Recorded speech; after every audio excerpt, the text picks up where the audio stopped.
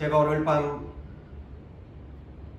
계시록 19장을 앞으로 22장까지 한 절 한 절 기도하면서 풀어가도록 하겠습니다.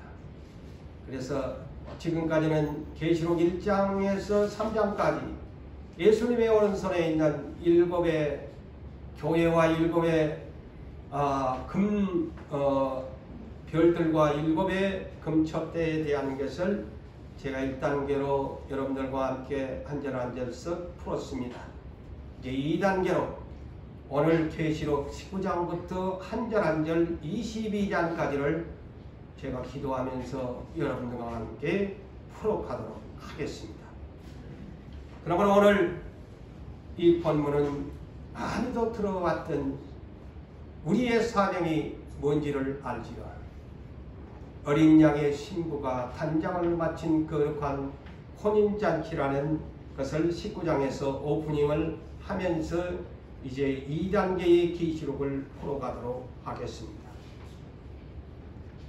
이 본문 구절은 모두 다 아는 말씀이지요.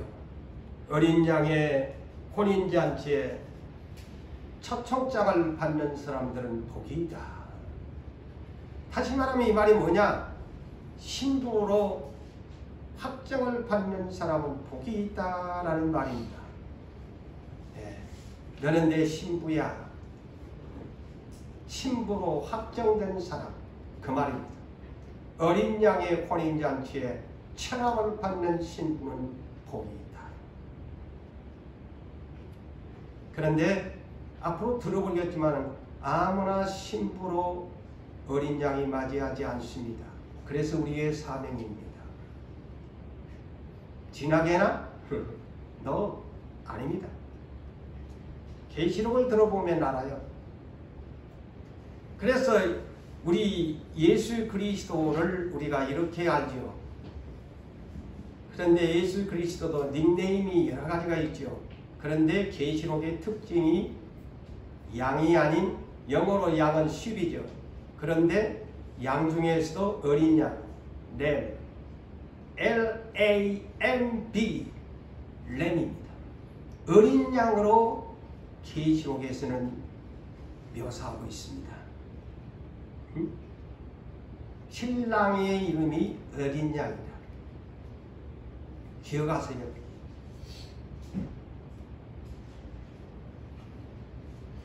원래 예수님의 이름은 하나님이 마태복음 1장 21절에 천사를 보내어서 요셉과 마리아에게 앞으로 성령으로 잉태되어서 아들을 낳으리니 그 이름을 임마누엘, 예수라고 하라. 그런데 예수라는 것은 자기 백성을 그들을 통해서 구원자라는 뜻이죠. 그런데 천상에 이기고 돌아가신 예수 그리스도의 닉네임은 어린 양입니다. 어린 양이에요. 마귀에게도 여러 가지 닉네임이 있지요. 계시록 12장 9절과 계시록 20장 2절에 보면 마귀도 용이요, 예펜이요, 마귀요, 사탄이라는 닉네임을 가지고 있습니다. 예수님도 어린 양이라는 닉네임을 천상에서 아버지께서 붙여주셨습니다. 어린 양, 신랑의 이름이 뭐고 예수라고 하면은 무식한 거예요. 장차 이 신랑 이름이 뭐고 어린 양이십니다. 알아놓으세요. 예수가 아닙니다. 이 세상에서는 예수 그리스도시지만 천상에서는 그분의 이름은, 신랑의 이름은 램, 어린 양이십니다. 이 비밀을 아셔야 돼요. 요한계시록의 특징이 이렇게 분리되어 있습니다. 요한계시록 1장 1절에 예수 그리스도의 계시니라, 계시라고 하죠. 그 다음에 요한계시록을 마감하면서 22장 마지막 D 엔딩이 뭐냐? 20절 21절에 내가 진실로 속히 오리라 하시거늘 아멘! 주 예수여 오시옵소서. 마라나타. 주 예수의 은혜가 모든 자들에게 있을지어다. 아멘. 이렇게 계시록을 디엔딩하고 있습니다. 아시겠어요? 그런데 나머지 사도 요한이 본에게 사도 요한아 네가 환상으로 보고 들은 것을 기록해라 했는데 계시록 5장 6절로부터 22장까지 예수 그리스도에 대한 이름을 나열하지 않습니다. 어린 양으로만 불립니다. 이것이 특징이라는 사실을 여러분들이 아십시오. 이제 처음 아셨죠? 딱 1장 1절에 예수 그리스도의 계시다. 그리고 마지막에 결론은 내가 속지 없게 아멘. 주 예수의 은혜가 모든 자에게 있을지어다. 아멘. 계시록을 마감합니다. 그런데 그 계시록 안에 저 땅에 계시지 아니하고 성령을 보내시고 예수님은 하나님 우편 보좌에 계시는데 그 우편 보좌의 이름이 뭐냐? 어린 양의 보좌입니다. 하나님 아버지의 보좌가 있고 우편의 보좌가 있는데 그 우편 보좌 이름이 뭐냐? 어린 양의 보좌시다. 아시겠어요? 이 계시록에서 풀어주는 비밀입니다. 그래서 계시록 5장 6절로부터 사도 요한에게 보여준 환상의 특징이 그때부터 이제 일찍이 죽임을 당하신 어린 양으로부터 이제 기록이 됩니다. 일찍이 죽임을 당하시고 하나님 보좌와 24장로와 날개가 6개 달린 네 생물 수라천사들 사이에 어린 양이 서 있는데 그분은 머리가 7의 뿔이 달렸고 그분의 눈은 7의 눈이시다. 그 7의 눈을 세상에 보내셨는데 성령의 7의 눈, 7이 영이라 그랬어요. 그 예수 그리스도의 모습입니다. 천상에서의 모습입니다.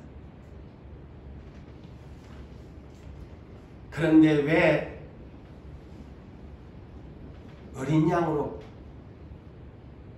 천상에 올라오신 예수를 어린 양으로 이렇게 아버지께서 부르셨을까요?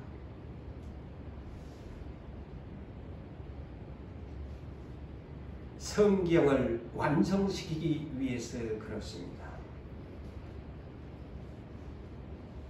인류의 가장 먼저 선택한 민족이 이스라엘 민족이지요. 그 이스라엘 민족을 통해서 성경을 또한 기록했지요. 그 민족을 통해서 초림 예수 그리스도를 어린 양으로 보내셨지요. 그런데 아브라함의 믿음의 조상을 선택해서 430년 후에 애굽에서 종살이 하고 나면 모세를 통해서 구원해낸 것을 하나님의 약속이지요. 그럴 때 이스라엘 민족을 바로의 마귀의 앞잡이 노릇하는 큰 오늘날로 표기한다면 바벨론 같은 그런 대국 이집트 왕국에서 종살이한 그들을 성경은 다 똑같습니다. 그때의 가장 최초의 바벨론이 어딘 줄 아세요? 애굽입니다. 그곳에서 우리 하나님께서 아브라함에게 약속한 400년 후에 4대를 살다가 그곳에서 나오게 될 것이다. 그 창세기 15장의 약속이죠. 자, 그들을 출애굽, 구원을 시킵니다. 오늘날 예수가 와서 우리를 죄에서 해방을 시켰던 것처럼 이스라엘 민족을 바로의 통치에서 해방을 시킵니다. 그 해방시킬 때에 가장 중요한 하나님이 모세에게 주신 것이 뭘까요? 어린 양입니다. 아세요? 이 비밀을 아셔야 됩니다. 그러면 성경이 풀어집니다. 어린 양입니다. 하나님이 모세에게 명령합니다. 자, 너희들을 내가 출애굽을 시킬 것인데 정월 14일 날 그날이 유월절이다. 그럴 때 유월절을 너희가 맞이하려면 어린 양을 잡아라. 어린 양도 1년 된, 그것도 암놈도 안 되고 썩 것이다. 큰 양이, 어린 양이 없으면 염소라도 해라. 이제 이게 하나님의 뜻입니다. 1년 된 수컷, 암컷이 아닙니다. 율법대로입니다. 수컷 1년 된 것, 그것을 가족 수대로 그날 밤 구워서 먹어라. 그리고 그 어린 양의 피는 너구 민족 애굽에 살지만은 좌우의 문설주에 어린 양의 피를 발라라. 그리고 임방에도 발라라. 그러면 천사가 애굽의 장자를 칠 때에 그 어린 양의 피를 보고서 죽음의 사자의 칼이 그거를 지나치게 패스하게 될 것이다. 이것이 유월절 어린 양입니다. 자, 아시겠지요? 그 어린 양을 통해서 이스라엘 민족이 출애굽을 얻었습니다. 그렇다면 이제 창세기 3장 15절로부터 여자의 후손으로 메시아가 온다. 자, 예수님을 유월절 어린 양으로 십자가의 아버지께서 매달아 속죄의 제물이 되게 해 주십니다. 그것이 율법의 완성이죠. 그것이 여러분, 아까 제가 얘기했던 것 참고상으로 성경을 찾아보려면 출애굽기 12장 5절에서 11절을 참고하시는데요. 제가 그 성경에 있는 대로 중요한 부분들은 이렇게 여러분들한테 소개를 했으니까 어린 양을 잡아라. 그리고 먹어라. 피를 발라라. 그러면 너희가 구원을 받으리라. 그래서 우리 하나님께서는 출애굽을 시키면서 어린 양을 먹고 어린 양의 피를 전부 문설주와 임방에 바른 사람들은 다 구원을 얻었습니다. 할렐루야. 네. 그래서 이제 마침내 하나님은 짐승 가지고는 안 되겠다. 어린 양 갖고는 안 되겠다. 직접 내 아들을 어린 양으로 보내가지고 이스라엘만 속죄, 그때는 이스라엘만 속죄했잖아요. 온 인류를 속죄해야 되겠다. 그래서 하나님의 아들을 어린 양으로 이 세상에 보내서 모든 인류 하나님이 선택한 자녀들을 속죄하기 위해서 어린 양의 속죄의 대성물로 예수 그리스도를 보내신 것입니다. 아멘. 아멘. 이것이 비밀이죠.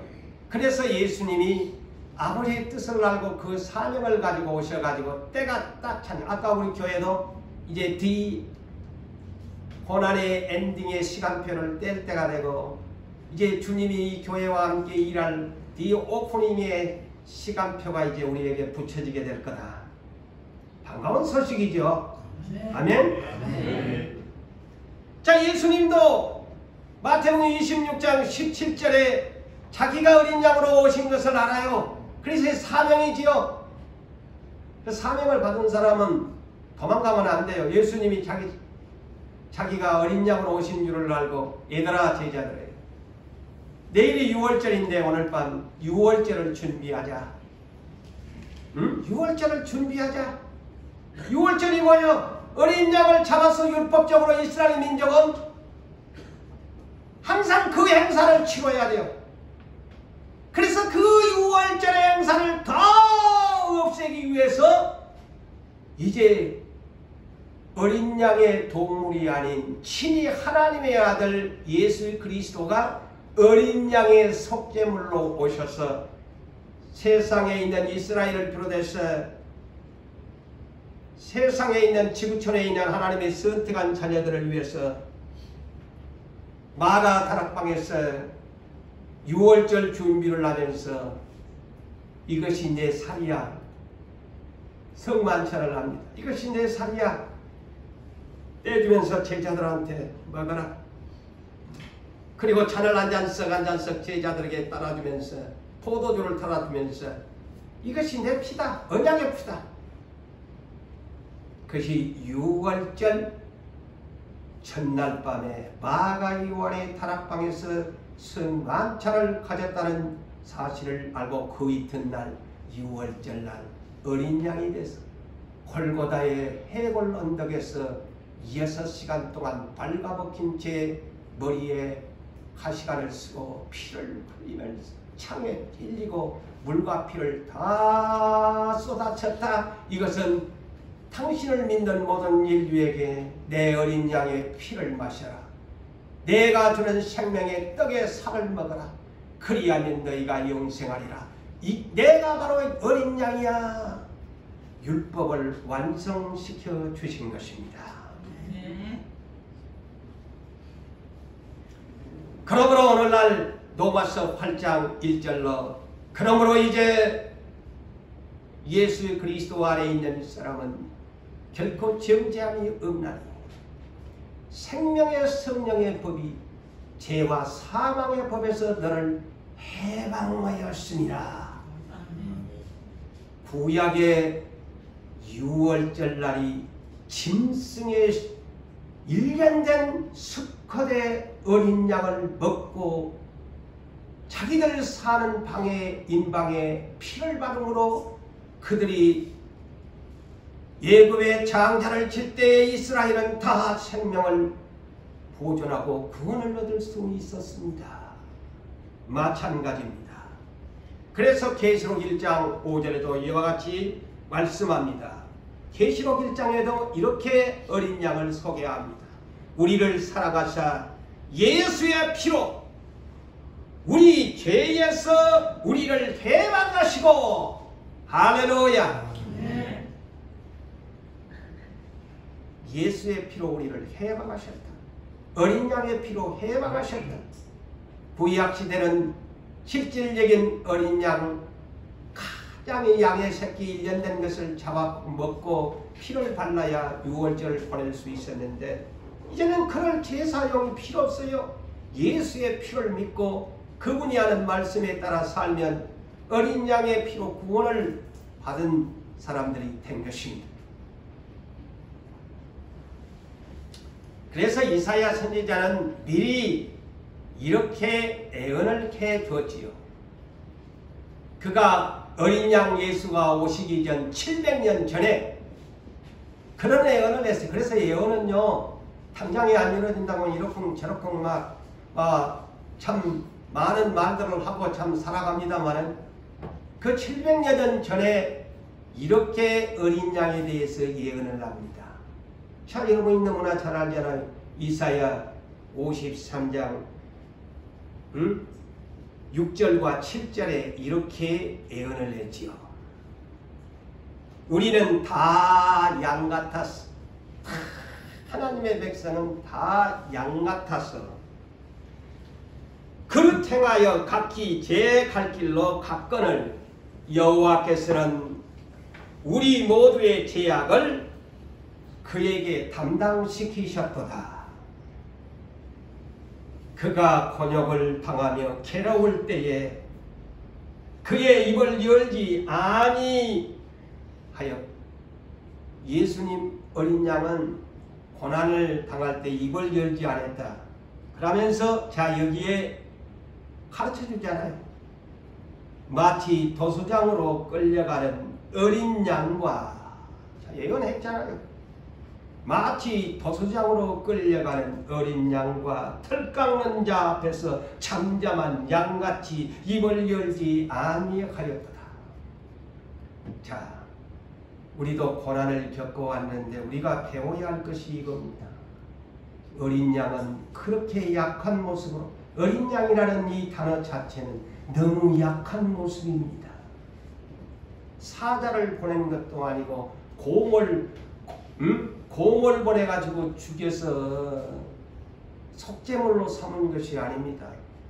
어린 양은 가장 짐승 중에 동물 중에 약하고 시력조차도 양은 너무너무 먼 거리를 보지 못하는 것이 양의 시력입니다.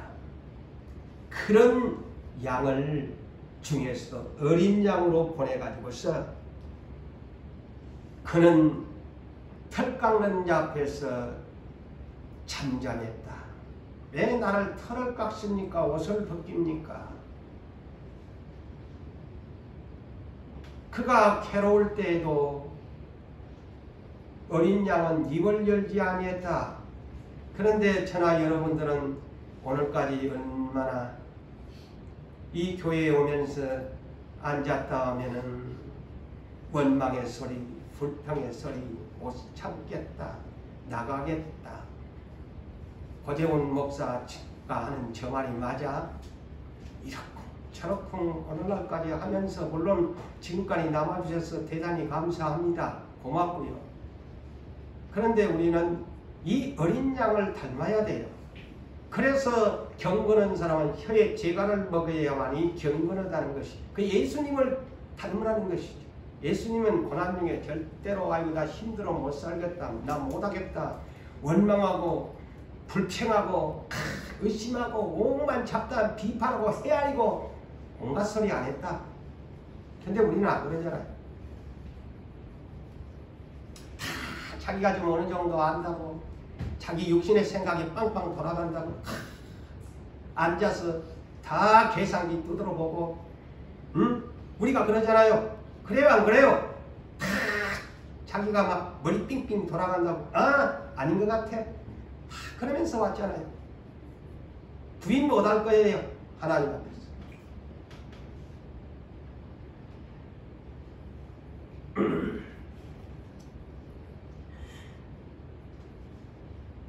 구약시대에 율법의 제사용으로 어린 양을 사용했어요. 가난한 사람들이 번제물을 드릴 때에도 송아지나 이런 양이 없으면 어린 양을 택해서 드리라고 하는 그런 내기 입장에도 있지요. 가난한 사람들이.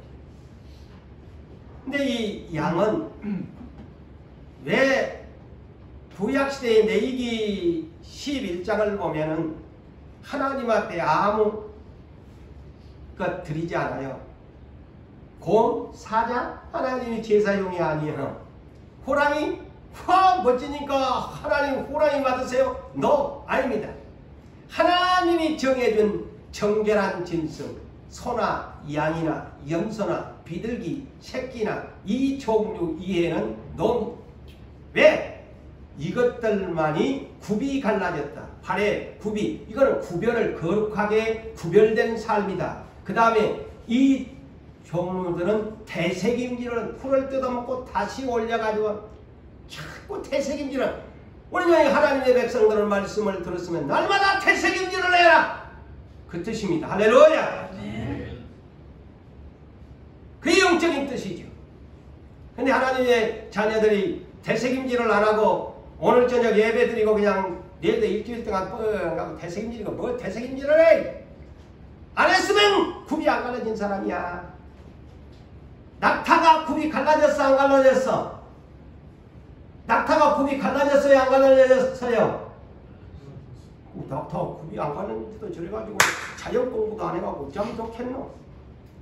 낙타 굽이 안 갈라졌잖아. 그렇게 하나님 제사용이 되새김질을 하는데 굽이 안 갈려서 말국처럼 생겼어. 그게 안 돼. 제사용 no. 돼지 굽은 갈라졌는데 되새김질을 안 해.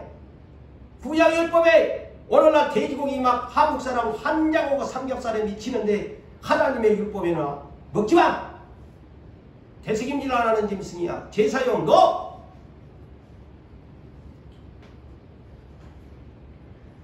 예수님 가장 인류의 창조물 중에서 하나님께서 인류의 이스라엘에 선택한 민족을 구원하기 위해서 놀라운 비밀이죠. 이게 인류를 구원하기 위해서 많은 동물 중에 1년된 어린 양을 선택해서 인간들의 속죄를 해주었다는 이 비밀을 아셔야 합니다.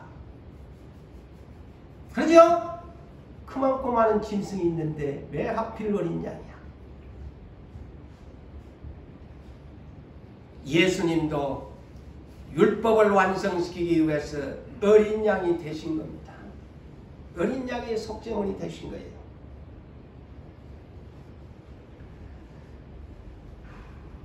그렇게 약하게 오셨던 그분이, 제가 이 앞전에도 그랬잖아요. 주님이 십자가의 상에서 그 어린 양 예수가 십자가 상에서 매달리면서 운명하시, 다 이루었다. 나는 가장 약한 어린 양으로 왔는데 나는 다 이기고 돌아간다. 그리고 계시록 21장 6절에도 새 하늘과 새 땅을 다 완성시켜 놓고 신부를 데리러 오시기 위해서 다 내가 거처 예비하면 데리고 온다고 한 거 다 내가 완성시켜 놨다. 다 이루었다. 우리 주님이 2번 다 이루었다고 선포합니다. 이게 성경의 비밀입니다. 가장 약한 어린 양 예수가. 그래서 저는 이 기도하면서 계시록을 이리 보면서 성경을 보면서 앞으로 여러분이 들어야 될 게, 천국은 이긴 자만이 갑니다. 이거를 절대 알아야 돼요. 믿음으로 이긴 자만이 갑니다. 이기지 못하면 절대 천국에 못 갑니다. 그거는 이 세상에 어느 유명한 목사님이, 어느 유명한 박사님이 해도 성경대로 우리는 가르쳐야 되고 믿어야 돼요. 이기지 못하면 천국에 못 갑니다. 그래서 계시록 21장 7절에 이기는 자는 이것들을 상속을 받으리니, 천국에 있는 것들을 상속을 받으리라. 나는 그의 하나님이 되고 그는 내 아들이 되리라. 지금까지는요, 가계약 하나님 아들이요 딸들입니다. 아시겠어요? 예? 내가 이 성경을 보니까 지금은 다 가계약이에요. 가계약 하나님의 아들이고 딸들이요. 근데 이기고 돌아가야, 자, 계시록 21장 7절, 네가 진짜 이제 지난날의 세상일 때는 가계약으로 네가 성령을 보내가지고 네가 내 아들이고 내 딸이었는데 네가 이제 이기고 돌아왔으니 성경은 내 천국을 상속받아라. 네가 내 아들이다. 할렐루야. 네. 성경에 이렇게 풀어놨잖아요. 이기고 돌아가야 돼요.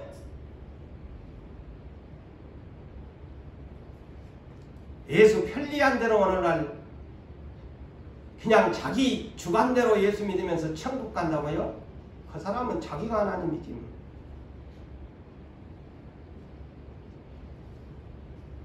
그래서 로마서 8장 17절에서 18절에도 뭐라고 합니까? 하나님의 상속자. 너희가 자녀이면 하나님의 상속자인데 뭐라고 합니까? 뒤에 다 알지 않아요? 네가 하나님의 아들이요 딸이면 자녀이면 네가 분명히 상속자인데 계시록 21장 7절처럼 네가 이기고 돌아와야 네가 내 상속자가 된다. 그런데 그 이겨야 될 것이 뭐냐? 너희 그리스도와 함께 세상에서 고난을 함께 받아야 된다. 고난을 함께 받아야 된다. 생각하건대 현재의 고난은 우리에게 장차올 저 새 하늘과 새 땅에 들어갈 그 비교할 수 없는 것이야. 현재 고난 때문에 막 이러쿵 저러쿵 막, 근데 예수님은 고난 때문에 입을 열지 않냐고 잠잠했는데 우리는 그냥 떠들고 날리고 오만 것 그냥 막 다 아까도 말한 것처럼 계산 두드러 보고 이렇고 저렇고 다 하잖아요. 비판할 것 다, 판단할 것 다.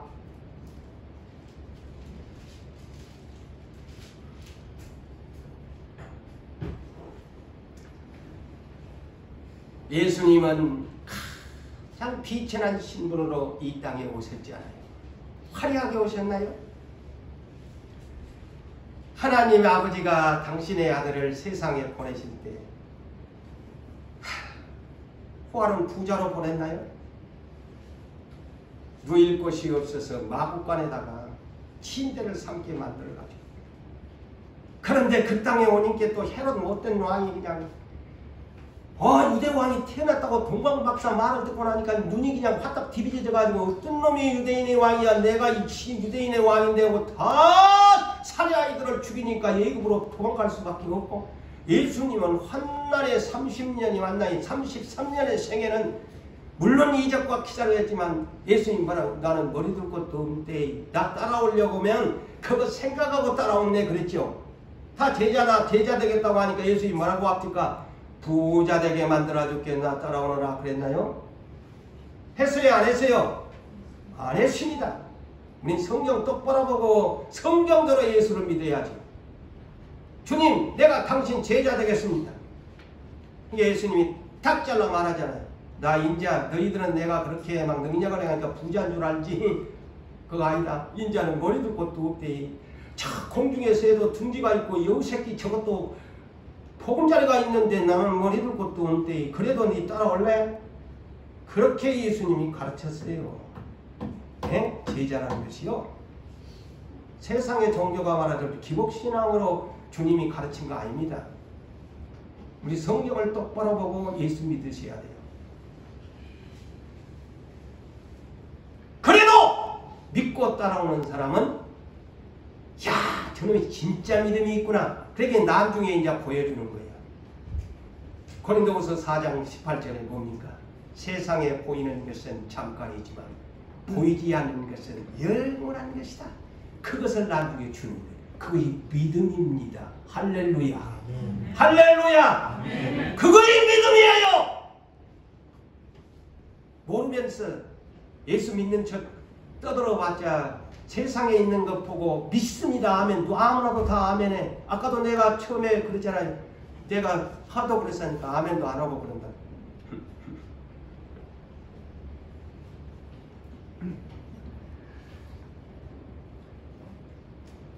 우리 예수님은 가장 비천하게 오셨. 어린 양 힘음도 없고 권력도 없고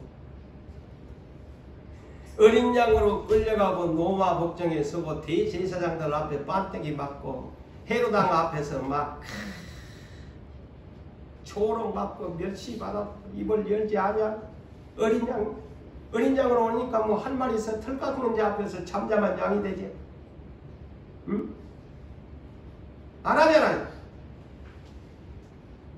그러니까 얼마나 힘없는 어린 양으로 가장 작은 자로 오셨습니다. 그런데 그 작은 자를 당신이 진정한 우리 구주십니다 하고 제자들이 나중에 뒤늦게 깨닫하니까 그들이 이스라엘 12 보좌에 앉는 심판의 권세를 약속받지 않아요. 할렐루야. 네. 보지 않고 믿는 거예요. 거의 천국에. 그래서 마태복음 10장 44절에서 믿음이 뭐냐? 천국은 마치 밭에 보화를 감추어 놓고 그것을 영안이 열려가지고 우와! 내가 산 밭이 보화가 땅속에 감춰졌네. 근데 영안이 안 열리는 사람은 왜 지 땅바닥밖에 아무것도 없는데 그냥 안 사는 거야? 근데 눈이 열려진 사람은 원원아 저 땅속에 엄청난 부화가 있네. 내 재산 다 팔아가지고 저것을 살 거야. 천국을 이렇게 사는 것이다. 할렐루야. 바로 이거의 믿음이야. 믿음도 모르면서 믿음 하면 안 되지. 그게 믿음이라는 거죠.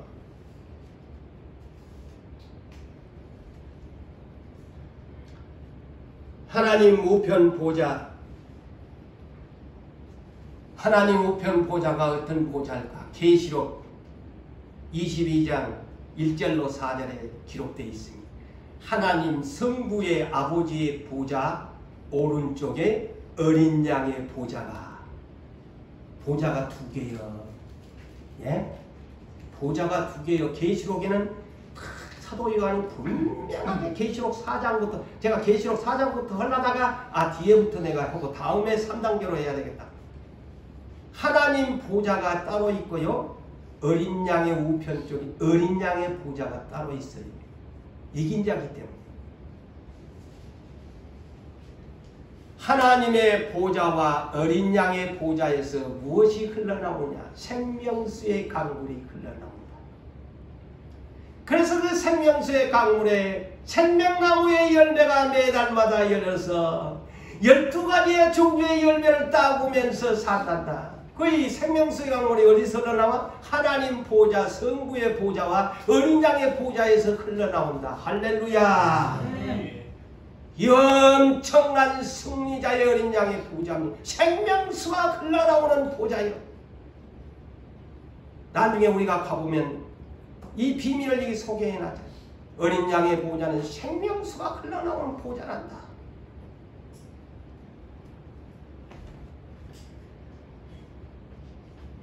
자, 천국에서 그런데요. 천국은 맨날 행복하고 즐겁고 기쁘고 근심도 없고 사망도 없고 성경 그대로. 그런데요, 천국에도 오늘 본문을 보니까요, 제가 보면 천국에서도요, 날마다 기쁘게 살아가는 그 천국에도요, 대함성이 터지는 이벤트 행사가 있음을 본문에서 발견할 수 있습니다. 날마다 좋고 기쁜데 무슨 빅 이벤트가 필요하겠어요. 그런데 오늘 본문을 보니까 천상에도요, 천사들을 비롯해서 미리 그 영혼들이 가 있는 천상에 하나님의 자녀들이요, 이긴 자들이요, 우와, 오늘 본문 봐줬잖아요. 할렐루야 하고 그냥 막 큰 음성을 오면서 찬양을 하면서 경배를 하면서 천국이 그냥 빅 이벤트 행사가 났는데 뭐냐? 대축제의 날이 됐는데 뭐냐? 어린 양의 혼인잔치 날이 잡혀졌다는 날입니다. 할렐루야. 아멘. 오늘 이 19장 1절에서 10절이 그런 내용이에요. 천국에서 난리가 났습니다. 우리도 날마다 이거 예수님 기다리는데 천국에는 더 난리가 났네. 천국에는 대난리가 났어. D-Day, 그토록 재림의 날 혼인잔치, 재림 이후에 혼인잔치가 열려요. 이 D-Day가 잡혀진 날입니다. 저 어린 양 신부를 데리고 온 날이 언제야? 천상에서도 궁금했던 것 같아. 이 내용을 보니 굉장히 천사들도, 그 천상에 있는 영혼들도 아직 부활하지 못한, 도대체 저 승리하고 올라온 우리 어린 양님 저 결혼식 날이 언제까? 맹모 기다리고 기다리고 했는데 마침내 이 어린 양의 혼인잔치 날을 잡은 거예요. 그러니까 이 천상에 난리가 난 거예요. 난리가 난 거예요.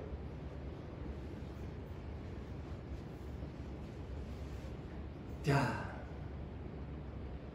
예수님을 우리가 신랑이라고 하면 누가 또 성경을 모르는 사람이 누가 예수님을 신랑이라고 누구를 신부라고 했나, 누가 성경 잘 모르는 거 아이가, 또 이런 사람이 있을까 싶어서 내가 성경을 찾지요. 초림 때에 신랑의 길잡이가 됐던 세례 요한이 요한복음 3장 29절과 30절에 이렇게 자기 자신의 사명을 소개합니다. 그는 일명 신부 단장사라고 할 수 있죠. 신부를 취한 자는 신랑이나 신부를 취한 자는 신랑이나 서서 신랑의 음성을 듣는 친구가 크게 기뻐하나니, 그렇죠? 신랑 따라가는 친구들이 크게 기뻐하잖아요. 거기에다가 비유하면서 나는 이러한 기쁨으로 충만하였도다. 예수가 신랑이라는 거예요. 그는 흥하여야 하겠고 나는 쇠하여야 하리라. 신부를 취한 자는 신랑이나 나는 그 신랑의 들러리에 나는 너무너무 이 기쁨이 충만하다. 그렇게 세례 요한이 신랑이라는 단어를 여기에서 소개합니다. 괜히 매일 친구 얘기 신랑 얘기하면 비성경적이라고 할까 싶어서 세례 요한이 첫 포문을 연 겁니다. 그 다음에 예수님이 당신 자신을 신랑으로 표현합니다. 자, 어느 날 세례 요한의 제자들이 와갖고 왜 당신의 12제자는 금식 안 합니까? 우리는 금식 하는데 쪼까 좀 빈정거리는 투로 반문을 하는 거지. 그러니까 예수님이 마태복음 9장 15절에 내가 신랑이다. 신랑이 왔는데 슬퍼할 수 있느냐? 그런데 앞으로 신랑이 빼앗길 날이 온다. 그게 뭘까? 예수님 십자가의 어린 양이 죽고 다시 올라가고 그때 금식하면 된다. 주님이 당신 자신을 신랑에 비유합니다. 그것뿐입니까? 주님이 한 번만 했을까요? 자, 잘 들어보세요. 마태복음 22장 1절에서 14절에 주님의 비유 중에서 당신 자신을 이렇게 소개합니다. 천국은 마치 자기 아들을 위하여 혼인잔치를 베푼 어떤 임금과 같되 아버지가 자기 아들을 위해서 혼인잔치를 베푼 어떤 임금과 같다. 그래서 그 종들을 보내가지고 그 혼인잔치에 오라고 초청을 한다. 그래서 이제 혼인잔치가 베풀어졌는데 그 임금이 이제 다 초청한 사람들 자리에 와가지고 어떤 한 사람을 발견했다. 잘 들어보십시오. 그래서 예복을 입지 않으면 신부 옷 안 입으면 천국에 못 간다는 거예요. 자, 임금님이 와가지고 그 혼인잔치에 다 와가지고 나 예수 믿어. 오늘 나 예수 믿어. 교회 나 나가거든요. 그래서 다 앉아서 나 구원 받을 거야 하고 앉았는데 친구여. 자, 임금님이 와셔가지고 친구여 어찌하여 예복을 입지 않고 여기 왔노? 그렇게 질문한다고 했어요. 친구야, 하도 다정스럽네. 그런데 그 뒤가 네 예복 왜 입지 않고 이 자리에 앉았노? 당장에 사왔더라. 이놈의 손발을 묶어가지고, 아이고 손발까지 묶어버린다네. 손발까지 묶어가지고 저 바깥에다 내 동댕이를 쳐라. 그곳에서 슬피 울면서 이를 갈게 되리라. 지옥에 떨어지리라. 이렇게 비유한단 말이오. 예수님이 혼인잔치. 그리고 그 유명한 그 다음에 마태복음 25장은 자 1절에서 13절에 천국은 마치 등을 들고 신랑을 맞으러 나간 10처녀와 같은데 미련한 5처녀는 등불이 없어갖고 신랑을 못 맞이했단다. 그런데 슬기로운 5처녀는 등을 들고 아이고 우리 신랑님 오셨네. 문을 열고 맞이하니까 그들은 신랑 집으로 들어갔단다. 이것이 10처녀의 비유입니다. 예수님이 신랑입니다. 그래서 전도자 바울 사도도 이 사실을 아니까 고린도후서 11장 2절에서 3절에 내가 너희를 정결한 처녀로 여러분들을 정결한 처녀로 거룩한 처녀로 한 남편인 그리스도께 드리려고 내가 중매하고 다닌다. 이 중매가 뭐냐? 예수 믿어. 응? 예수 믿으세요. 응? 당신의 신랑이 예수십니다. 정결한 처녀로 준비하세요. 신랑이 당신 맞으러 올 겁니다. 응? 그 얘기라는 거예요. 에? 그 얘기예요. 정결한 처녀로. 이거는 영적으로 들으세요. 시집까지 아니하는 정결한 처녀도 문자적으로 그렇게 또 해석하면 문제가 있어. 이건 영적인 거예요. 마귀에게 미혹되지 않은,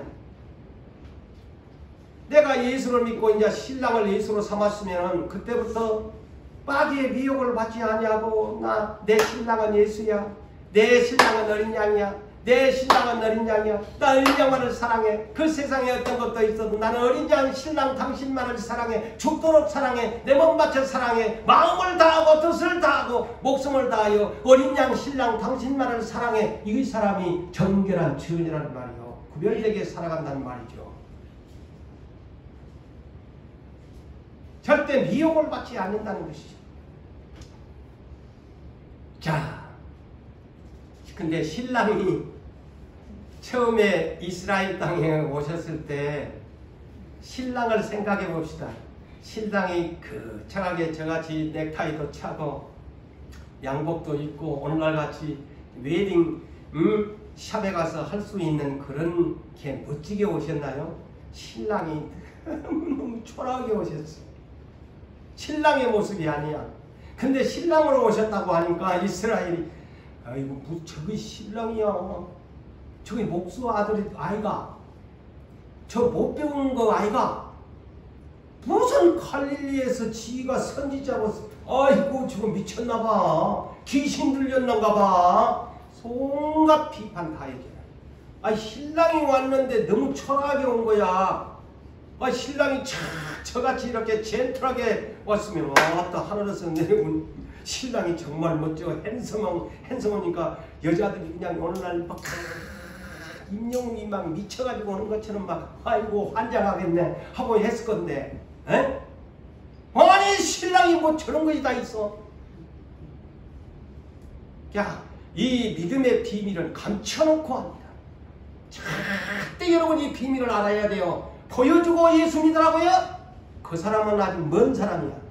나 보여주면 예수 믿겠다고? 아닙니다. 고린도후서 5장 7절에 우리는 보이는 것으로 행하는 것이 아니요 보이지 않는 것으로 행함이라. 할렐루야. 아멘. 이런 정도는 구절을 내어놓고 살아요. 그래서 믿음은 바라는 것들의 실상이요 보지 못하는 것들의 증거라. 히브리서 11장 1절에 성경은 이렇게 가르치지. 이거 이 꽃이야. 아멘. 누가 보대? 아무나 100사람 다 하는 거야. 그거는 믿음이 아니요 현실주의자.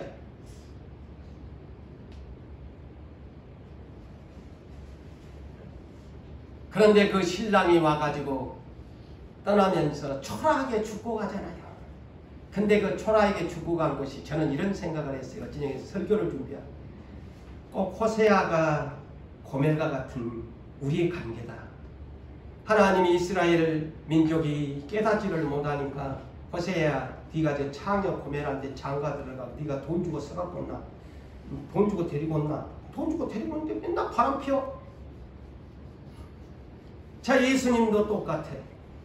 당신이 어린 양으로 오셔가지고 당신이 몸값을 드리면서 대성물로 십자가에, 신부야 너 아무개 신부야, 내가 너를 신부 삼으려고 왔디. 그래서 내가 네 대신에 몸값 지불하고 내가 대신 죽는데 그건 네 믿나? 아멘 했으면 나 못 믿겠대. 네가 무슨 내 신랑이야, 돈도 못 버는 것이. 그러니까 십자가상에서 아이고 희말때기도 없이 죽으면서 무슨 신랑이라고. 응? 뭔 신랑이야? 힘대가리도 없이 십자가에서 그냥 이거 해볼래 해갖고 열시자 뽑고 죽어놓고 무슨 신랑이야? 근데 그거인데 네 대신 내가 죽어준 거야. 그 대신 내가 요한복음 14장에 나가 이제 죽고 내가 부활해서 올라간데 네하고 나하고 있을 신방 마련으로 내가 간다. 그게 요한복음 14장 1절에서 3절까지입니다. 마음에 근심하지 말이. 너 하나님을 믿는다면 나 예수도 믿어라. 저 하나님 나라에 가면 거할 곳이 많대. 네 있을 곳 많대. 그러니까 내가 그 거처 신방 만들어 놓고 나면 네 데리러 다시 올게. 할렐루야. 신랑이 결혼을 하면 집을 마련해야 될 거 아니에요. 세상에서도 그렇죠. 예수님 똑같아. 집 마련하러 가셨어요. 지금 집 마련하러 가셨다니까? 그것도 너무너무 좋은 함께 동고동락할 스위트홈, 함께 영생할 곳 아름다운 집 마련하러 신랑이 세상에 왔다가 초라하게 오셨는데 아름다운 집 마련하러 간다고 하니까 누가 믿겠어. 아이고 지나자라지. 아이고 지나자라지. 그랬단 말이요. 안 믿는 사람은 그래. 근데 우리는 와 초라하게 오셨지만 저분이 감추고는 비밀이 있어. 일부러 저런 거야. 나 어떤가 보려고. 가난하게 오신 거야. 저분에게는 엄청난 권세와 부가 있어. 나는 저분이 내 신랑이야. 믿는 사람은 아멘. 아멘. 이거 이 믿음이라는 거예요. 예? 이거 이 믿음이요. 그래서 계시록 20장에서 앞으로 제가 이제 구구절절 펼쳐가겠습니다만은 20장은 그 천국의 이름이 뭐냐? 천년왕국이라는 겁니다. 아멘. 그걸 알아야 해. 천국 그냥 천국? 그 천국이 뭔 이름이야? 천년왕국이야. 보상은. 그리고 그 천년왕국은 지구촌이 아닌 새 하늘과 새 땅이야. 저 예루살렘 땅, 이스라엘 땅도 아니고 대한민국의 한양 땅도 아닌 새 예루살렘 수도가 있는 것이야. 이거 이 성경의 비밀이라니까요.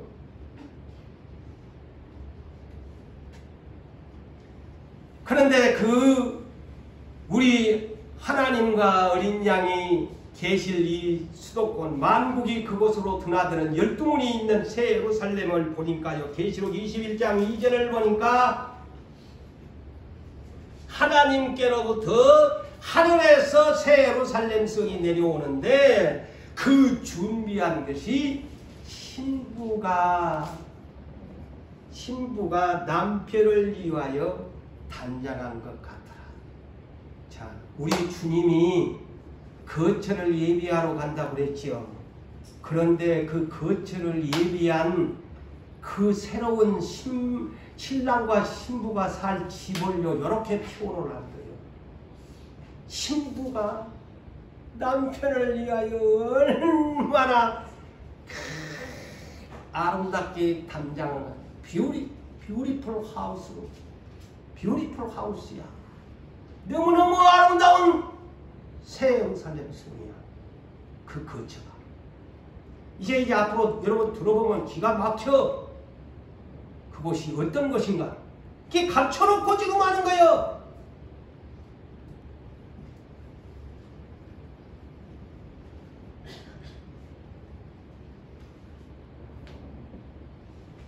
그러므로 사랑하는 성도 여러분들, 내가 너무 말이 오늘 저녁에 이렇게 하다 보니까 더 이상 나가면 그럴 것 같고 다시 다음에 연결해서 계속 한 절 한 절씩 제가 한다 그랬죠. 오늘은 서론적으로 이렇게 보면서 이 천상에서의 혼인잔치가 어느 날 이루어지는가 그것을 제가 말해줄게요. 오늘 시간이 벌써 저렇게 됐네요. 그래서 여러분들이 그렇게 하시고 또 다음 시간을 계속 이것을 한 절 한 절씩 풀어가도록 서론적으로 이것을 알아야 어린 양이라는 그 신랑의 이름을 여러분들이 알아야 어린 양의 혼인잔치가 뭐요? 왜 예수 그리스도의 혼인잔치라고 안 하고 어린 양의 혼인잔치라고 어린 양의 비밀을 제가 가르쳐줍니다. 이제는 우리 시대에 준비하는 사람들은 왜 어린 양의 혼인잔치라고 했는가를 출애굽부터 어린 양의 유월절까지를 설명할 수 있어야 됩니다. 그래서 그 어린 양이 이기었기 때문에 이긴 자의 일원으로서 천상에서 어린 양의 신랑이 되고 또 이기고 돌아간 신부는 어린 양의 신부가 되는 것이다. 모두 다 아멘 하시기를 예수 이름으로 축복합니다. 네.